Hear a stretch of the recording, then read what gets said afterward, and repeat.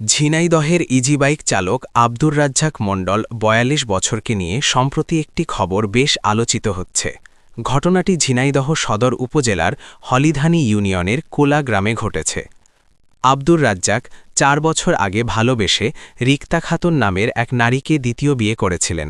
রাজ্জাকের প্রথম স্ত্রী ও সন্তান থাকা সত্ত্বেও তিনি দ্বিতীয় স্ত্রীর জন্য নিজের সম্পদ, গয়না এবং নগদ টাকা ব্যয় করেছিলেন। সম্প্রতি দ্বিতীয় স্ত্রী রিক্তা শর্ত দেন যে তার সাথে সংসার করতে হলে রাজ্জাককে তার মা, প্রথম স্ত্রী এবং সন্তানদের সাথে সব সম্পর্ক ছিন্ন করতে হবে। রাজ্জাক এই শর্ত মানতে রাজি না হওয়ায় তাদের মধ্যে বিবাহবিচ্ছেদ।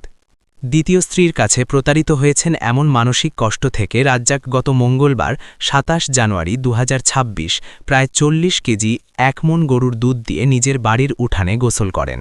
এ সময় তিনি গলায় বিচ্ছেদ হওয়া স্ত্রীর ছবি ঝুলিয়ে কানঘরে ওঠবস করেন এবং প্রতিজ্ঞা করেন যে তিনি আর কখনও বিয়ে করবেন না। রাজ্জাক মণ্ডল এটিকে একটি প্রতীকী শুদ্ধি বা দায়মুক্তি হিসেবে দেখছেন।